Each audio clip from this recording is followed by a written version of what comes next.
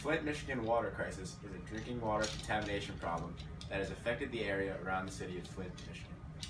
Recently, this crisis has gained national attention since the city has been declared to be in a state of emergency. On January 5th, 2016, President Barack Obama declared that Flint was in a state of national emergency.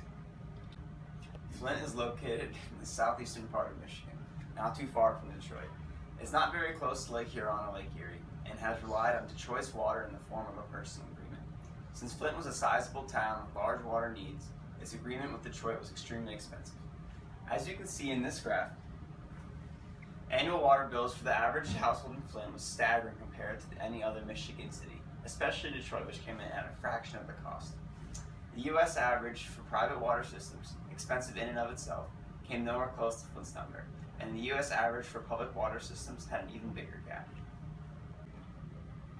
Even compared to other large cities, like on this next slide, Flint's annual household water prices were sky high. Flint's prices were double the average for that of the Michigan cities and 10 times that of Phoenix, Arizona. To solve this issue, a new emergency manager came to an agreement to stop buying water from Detroit and instead tap into Lake Huron using their own pipeline.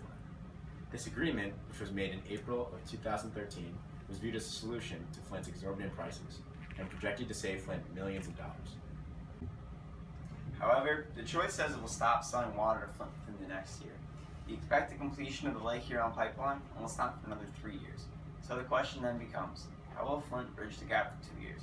The answer is the Flint River. In April 2014, just a year later, city officials and Mayor Dane Walling celebrate the transition, and the Department of Environmental Quality says the Flint residents will not even notice a difference in their water quality.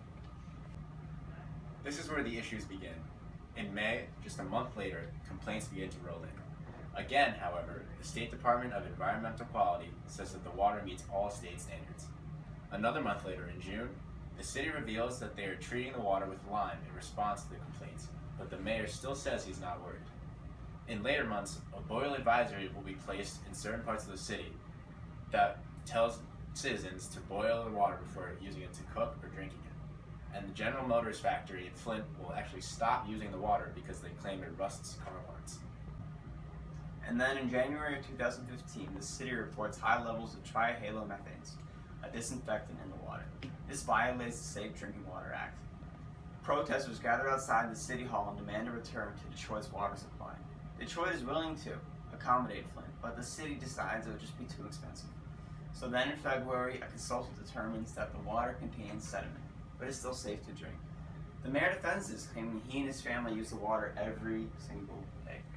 A manager at the U.S. Environmental Protection Agency tells Michigan officials that the chemistry of the river water means contaminants from pipes, including lead, are leaching into the Flint water system. As you can see from the picture, the DEQ left 2 samples from Flint's water supply out from the report. These 2 excluded samples put the city's water contamination level underneath the mandatory action levels. In June of 2015, an EPA water expert sent an internal memo to his bosses, alerting them to Flint's failure to correct the chemicals in their water. The warning was not made public until a copy was leaked. Flint's water supply was switched to Flint River in April 2014 and was only switched back to Detroit's water supply in October of 2015.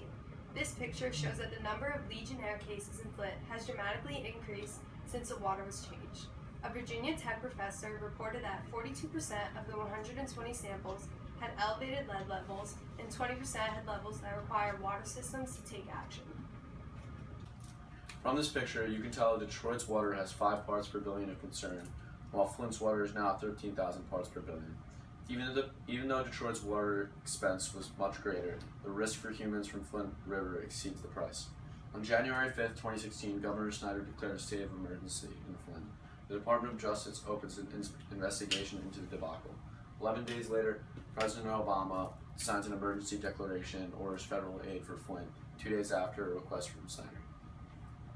As you can see from this next picture, 1 in 6 homes have lead levels above the EPA's restrictions, and nothing was done to change the situation.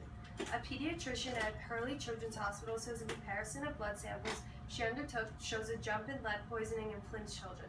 However, state officials told the Detroit Free Press their own samples don't show the same increase. From the increased lead levels, numerous health issues in both adults and children have been linked. From exposure to lead, children can get behavioral problems and kidney issues, among many other incurable illnesses. In adults, the effects can range from fatigue, memory loss, and high blood pressure, among many other health issues. What can our nation learn from this, and what can be done to make sure nothing like this happens again?